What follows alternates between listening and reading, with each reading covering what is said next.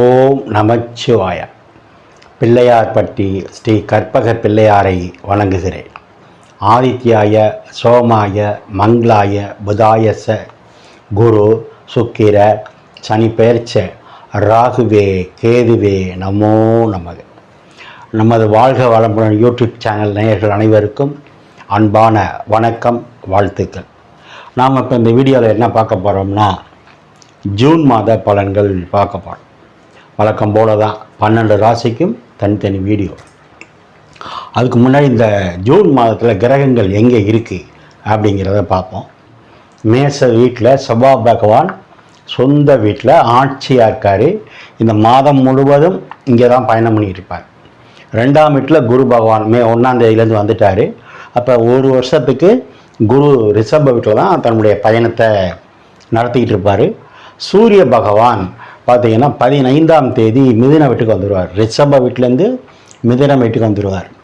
ரிஷப வீட்டிலேருந்து சூரியன் மிதுன வீட்டுக்கு வந்தால் அந்த மாதம் ஆனி மாதம், தமிழ் மாதத்துக்கு. அடுத்து 14ஆம் தேதி ரிஷபத்தில் இருந்த புதன் மிதுனத்துக்கு வந்துடுவார். சொந்த வீட்டில் புதன் ஆட்சியாக இருப்பார்.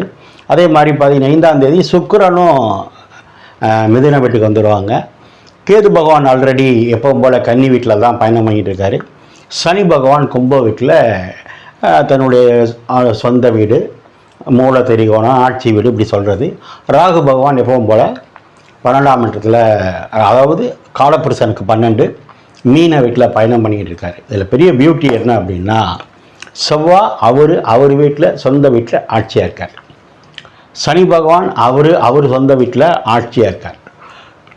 புதன் அவர் சொந்த வீட்டில் ஆட்சியாக இருக்கார். சூரியன் புதன் வீட்டில் நட்பு பெற்றிருக்கார். ஃப்ரெண்டோட வீட்டில் சூரியன் இருக்கார். சுக்கிரன் அவர் நண்பர் வீட்டில் அவர் இருக்கார். ஆக முக்கியமான கிரகங்கள். குரு அங்கே 3 நட்சத்திரம் இருக்குது.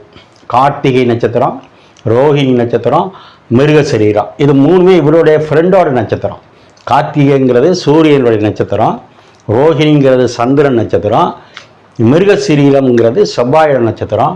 அந்த 3 நட்சத்திரத்தில் அந்த ஒரு வருஷம் ஃபுல்லாக அவர் பயணம் பண்ண போகிறார். அப்போ நண்பர்களுடைய நட்பால் குருவை பயணம் செய்யும்போது 12 ராசிக்கும் நன்மை தான் நடக்கும். அதில் குறிப்பாக செவ்வாய் ஆட்சியாக இருக்கார். அதோட பெரிய பியூட்டி. இந்த மாதத்தில் கிரகங்கள் இப்படி தான் இருக்குது. இது என்ன சார் பொது பலன் அப்படின்னா, செவ்வாய் ஆட்சியாக இருக்கும்போது அரசியல்வாதிகளுக்கு நன்மை, சூரியன் நட்பாக இருக்கும்போது அரசாங்கத்தால் நன்மை, அரசியல்வாதிகளுக்கு நன்மை, புதிய பதவிகள் கிடைக்கும். சூரியன் நட்பில் இருக்கும்போது அரசு அதிகாரிகளுக்கு பதவி உயர்வு அல்லது புதிய வேலை வாய்ப்புகள் எல்லாம் இந்த வருஷம் ஆவணி மாதத்துக்குள்ளே நிறைய பேருக்கு அரசு பதவி அல்லது அரசு வேலை, அரசியலில் பதவி கிடைக்கும். குரு 2ல் இருக்கார். நான் சொன்ன மாதிரி காலப்புருஷனுக்கு 2 அப்படின்னா தனகாரன், தனஸ்தானம். ஏன்னா காலப்புருஷனுக்கு 2ஆம் இடம் தான் தனஸ்தானம் சொல்கிறது. அதில் குரு இருக்கும்போது பொதுவாகவே எல்லா கையிலையும் நல்லா தாராளமாக பணம் புழங்கும். ஆயுள்காரன் சொல்லக்கூடிய சனி பகவான் நல்லா இருக்கார், லாபத்தில் இருக்கார், மூல பெரிகமாக இருக்கார், ஆட்சியாக இருக்கார். கர்மக்காரனும் சனி பகவான் தான், லாபாதிபதியும் சனி பகவான் தான். எல்லாத்துக்கும் மேலே ஜீவனக்காரன் சொல்கிறவன், ஜீவனத்தை கொடுக்குறவன், ஜீவன்னா உயிர், ஜீவனம்னா உணவு, அதை கொடுக்குறது சனி பகவான். அவர் ஆட்சியாக இருக்கார். ஆக பெரும்பாலான கிரகங்கள் நல்ல நிலைமையில் இருக்காங்க. ஆக இந்த மாதம் என்பது உண்மையிலே ஒரு சிறப்பான மாதம் தான். அது நம்ம 12 ராசிக்கும் போகும்போது விரிவாக பார்ப்போம். நேயர்கள் நீங்கள் இப்போ என்ன பண்ணிக்கிறீங்கன்னா, இப்போ தான் நம்ம சேனலை பார்க்குறீங்க அப்படின்னா சப்ஸ்கிரைப் பண்ணிக்கோங்க, லைக் பண்ணுங்கள், உங்கள் உறவினர் நண்பர்களுக்கெல்லாம் சொல்லுங்கள். இப்போது நம்ம வீடியோக்குள்ளே போவோம். நான் வணங்கும் அந்த பிள்ளையார்பட்டி கற்பக விநாயகர், என் குலதெய்வம் முத்துமாரியம்மன், அண்ணாமலையார் உண்ணாமலத்தாய், நான் நித்தம் வேண்டி வணங்கி நிற்கும் குமரமலையான், என்னுடைய தாய் தந்தையர் அனைவரையும் வணங்கி இந்த மாதம் உங்களுக்கு சிறப்பாக அமையணும்னு வேண்டுகிறேன். ஓம் நமச்சிவாய. நாம் இப்போ மேச ராசியை பார்ப்போம். மேச ராசி அவங்களுக்கெல்லாம் இந்த மாதம் எப்படி இருக்குது அப்படின்னு பார்த்தா உண்மையிலே அற்புதம்தான். இந்த மாதம் ஒரு சிறப்பு இருக்குது, நல்ல ரிசல்ட் தெரியும். நம்ம பலனுக்குள்ளே போவோம். முதல்ல மேச ராசிக்காரங்களாம் நீங்கள் மகிழ்ச்சியாக தான் இருக்கீங்க, எந்த குறையும் இல்லை உங்களுக்கு. என்றைக்கு சனி பயிற்சி ஆச்சோ 10லேருந்து 11க்கு வந்தாரோ அன்னையிலேருந்து ஒரு ஸ்டெப்பு மேலே வந்திருக்கீங்க. ராகு கேது பயிற்சி ஆனோம்னா அதுக்கப்புறம் ஒரு ஸ்டெப்பு மேலே போனீங்க. கடைசியாக பார்த்தது ஜென்ம குரு சார்னு கொஞ்சம் பேர் கவலைப்பட்டீங்க. குரு பகவான் நகர்ந்துட்டார். ஆக ராஜகிரகங்கள் முக்கியம், முக்கியமான கிரகங்கள், வருட கிரகங்கள் நல்ல இடத்துல இருக்குது. அதனால் மேசராசியில் எந்த வயசில் இருந்தாலும் நல்லா இருக்கீங்க. ரைட். அதையும் தாண்டி சரியில்லை சார், கொஞ்சம் எனக்கு சரியில்லை, நான் எதிர்பார்த்தது நடக்கலை அப்படின்னா அவங்க சொந்த ஜாதகத்தை பார்த்துக்கணும். ஏன்னா நம்ம பேசுகிறது எல்லாமே பொது பலன் தான். ஏன்னா இன்றைக்கி பிறந்த குழந்தையிலேருந்து 100 வயசு வரைக்கும் அந்த மேசராசியில் இருப்பாங்க, எல்லா ராசிலையும் இருப்பாங்க. அவங்க வயசுக்கு தகுந்த மாதிரி நம்ம சொல்ல முடியாது. அது உங்களுடைய இண்டிவிஜுவல் ஜாதகம் பார்த்தா தான் சொல்ல முடியும். சார் இந்த மாதம் என்ன சார் அப்படின்னா, சந்திரன்னா மேச வீட்டில் இருந்தாலே இதுக்கு பேர் மேச ராசி. இப்போ என்ன சிறப்பு, உங்கள் ராசிநாதன் செவ்வாய் ராசிலே இருக்கார். கிட்டத்தட்ட 1.5 மாதம் மேச வீட்டில் தான் இருப்பார். அப்போ இருந்தால் என்ன அர்த்தம், செவ்வாயும் சந்திரனும் சேர்ந்தால் இதுக்கு பேர் சந்திர மங்கள யோகம்னு சொல்கிறது. ஏற்கனவே நான் சொன்னேன் 3 கிரகம் நல்ல நிலைமையில் இருக்குது, வருட கிரகங்கள். அதனால் நன்மைகள் நிறைய நடந்துக்கிட்டு இருக்குது உங்கள் வயசுக்கு தகுந்த மாதிரி. இதில் மாற்று கருத்து கிடையாது. இப்போ இந்த மாதம் என்ன சிறப்பு, இந்த மாதம் ஹைலைட் என்ன அப்படின்னா, சந்திரன் கூட செவ்வாய் சேருது. செவ்வாய் யார், உங்கள் ராசிநாதன். அப்போ சந்திரனும் செவ்வாயும் சேர்ந்தா இதுக்கு பேர் சந்திர மங்கள யோகம்னு பேர். சந்திர மங்கள யோகம் என்ன சார் செய்யும் அப்படின்னா, இந்த செவ்வாய் எங்கே பார்க்குறாரு, 4ஆம் இடத்தை பார்க்குறாரு. இந்த செவ்வாய் எங்கே பார்க்குறாரு, 7ஆம் இடத்தை பார்க்குறாரு. இந்த செவ்வாய் எங்கே பார்க்குறாரு, 8ஆம் இடத்தை பார்க்குறாரு. 4 அப்படின்னா 7 அப்படின்னா என்ன, 4ஆம் இடம்னா நீங்கள் வண்டி வாங்க போகிறீங்க, 4ஆம் இடம்னா வீடு கட்ட போகிறீங்க. சரி, இது 2 வாங்கலை நடக்கலைன்னா என்ன, திருமணம் நடக்கும். ஏன் நடக்கும், 7ஆம் இடங்கிறது கலத்திர ஸ்தானம். 7ஆம் இடம் என்பது கலத்திர ஸ்தானம். 8ஆம் இடம் என்பது தாம்பத்தியம், மாங்கல்யம். அப்போ அந்த 2 இடத்தையும் பார்த்து 4ஆம் இடத்தையும் உங்கள் ராசிநாதனே பார்க்குறாரு. அதை விட பெரிய பியூட்டி, இந்த குரு 8ஆம் இடத்தை பார்க்குறாரு. குரு அப்போ தான் சொன்னேன் மாங்கல்யம் அப்படின்னு. அப்போ 8ஆம் இடத்தை குருவும் பார்க்குறாரு. செவ்வாயும் பார்த்து குருவும் பார்த்து இன்னொரு ஆளும் பார்க்குறாரு. யார், சனி பகவான் தன்னுடைய 10ஆம் பார்வையாக 8ஆம் இடத்தை பார்க்குறார். அப்போ 3 முக்கியமான கிரகங்கள் பார்க்குது. சந்திரனும் பார்க்குது, 7ஆம் இடத்தை பார்க்குது. அப்போ திருமணம் ஆகலைங்கிற பேச்சுக்கு வேலை இல்லை. நிறைய பேருக்கு கல்யாணத்துக்கான வாய்ப்புகள், அல்லது நானே தேதி குறித்து கொடுத்துருக்கேன், ஏதாவது காரணத்தினாலே டிலே ஆகியிருந்தால் வைகாசி மாதம் திருமணம் நடக்கும், அல்லது ஆவணி மாதம் திருமணம் நடக்கும், வைகாசி மாதம் நிச்சயத்தை நடக்கும். சந்திரன் அங்கே இருந்து செவ்வாய் சேரும்போது யாராவது ஒரு சிலருக்கு தடுங்கள் நடந்திருந்தால் திருமணத்தில் 2வது திருமணம் நடக்க வாய்ப்பு இருக்குது. ஆக திருமணத்திற்கான அத்தனை வாய்ப்பு உண்டு, மாற்று கருத்து கிடையாது. இதையும் தாண்டி லேட் ஆகுது அப்படின்னா உங்கள் சொந்த ஜாதகத்தில் 7ஆம் இடம் மாங்கல்யஸ்தானம் செவ்வாயெல்லாம் எப்படி இருக்குன்னு பார்த்துக்கணும். ஓகே, திருமண யோகம் உண்டு சார். அடுத்து பார்த்தீங்கன்னா ரொம்ப முக்கியமான நிலைமை, இந்த மாதம் நிறைய பேருக்கு மருத்துவர் ஆகிறதுக்கான வாய்ப்பு உண்டு, அல்லது அதை படிக்கிறதுக்கான நீட் தேர்வில் வெற்றி பெறுவதற்கு வாய்ப்பு உண்டு. யாருக்கு, மேசராசிக்கு. ஏன் அப்படின்னா செவ்வாய் ராசியிலே இருக்குது. செவ்வாய் தான் மருத்துவத்துறைக்கு ஒரு முக்கியமான கிரகம். பல் டாக்டர்னால் செவ்வாய் வேணும். அறுவை சிகிச்சை, ரத்தம் அப்படின்னா செவ்வாய் வேணும். அறுவை சிகிச்சைன்னா என்ன, ஆப்ரேஷன் பண்ணும்போது ரத்தம் வேணும், ரத்தம் கசியும், அதுக்கு அதிபதி செவ்வாய். கத்திரிக்கோள் எல்லாத்துக்கும் செவ்வாய்.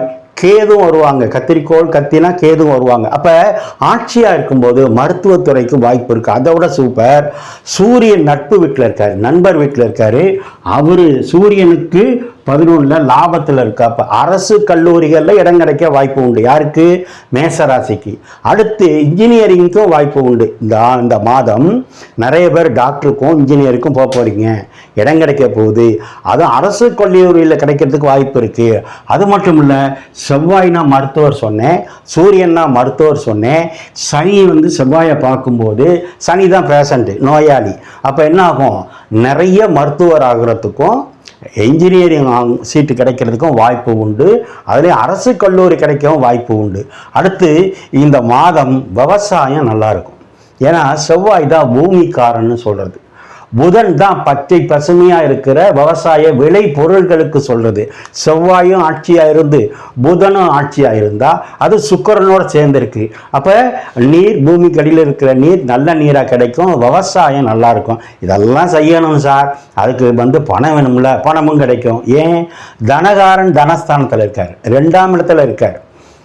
காலப்புருஷனுக்கு 2ஆம் இடத்துல, 2ஆம் இடம் காலப்புருஷனுக்கு 2ஆம் இடம். அங்கே யார் இருக்கா, தனகாரனே இருக்கார். தனகாரன் யார்? குரு.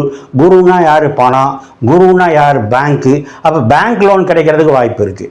அது அரசாங்க பேங்க் லோன் கிடைக்கிறதுக்கு வாய்ப்பு இருக்குது. ஆக பள்ளி மாணவர்களுக்கு இந்த மாதம் சிறப்பு. திருமண யோகம் உண்டு. வண்டி வாகனம் வாங்கிக்கலாம். 4ஆம் இடம் தான் வண்டி, 4ஆம் இடம் தான் வாகனம், 4ஆம் இடம் தான் வீடு, 4ஆம் இடம் தான் அம்மா. அம்மாவினுடைய உடல்நிலை முன்னேற்றம் உண்டு. 7ஆம் இடம் சொன்னேன், கலத்தரம் திருமண யோகம் உண்டு. 11ஆம் இடத்துல சனி பகவான் லாபத்தில் இருக்கிறதுனால, செவ்வாய் ஆட்சியாக இருக்கிறதுனால நீங்கள் என்னென்னலாம் தொழில் பண்ணுறீங்களோ அது எல்லாத்துலேயும் லாபம் இருக்கும். ஏன்? சனி பகவான் லாபத்தில் இருக்கிறாரு. அது மட்டும் இல்லை, 6ஆம் இடத்துல இருக்க கேதுனால உங்களுக்கு நன்மை மட்டுமே நடந்திருக்கு, பாதிப்பு இல்லை. என்ன சார் மைனஸ் அப்படின்னா, இந்த மேசராசிக்காரங்களுக்கெல்லாம் 2ஆம் இடத்துல குரு வரும்போது கண்ணு பல்லுக்கு மருத்துவம் வரும். கண் டாக்டர்கிட்ட போய் கண் காமிக்கிற மாதிரி வரும், அல்லது கண்ணாடி மாற்றுற மாதிரி வரும், அல்லது பல் டாக்டர்கிட்ட போய் பல்லு சம்பந்தமாக மருத்துவம் பார்க்குற மாதிரி வரும். ஏன்? 2ஆம் இடத்துல குரு தனிச்சு இருக்கிறதுனால. அது மட்டும் இல்லை, செவ்வாயும் அங்கே இன்னொரு 1.5 மாதத்தில் அங்கே போயிடுவார். அப்போ இதுக்கு பேர் என்ன யோகம்? குரு மங்கள யோகம் சொல்கிறது. ஆக இந்த ஆண்டு முழுவதும் வெற்றி என்பது முக்கியம்தான், அது உண்மைதான். ஆனால் இந்த மாதம் அதை விட சிறப்பு.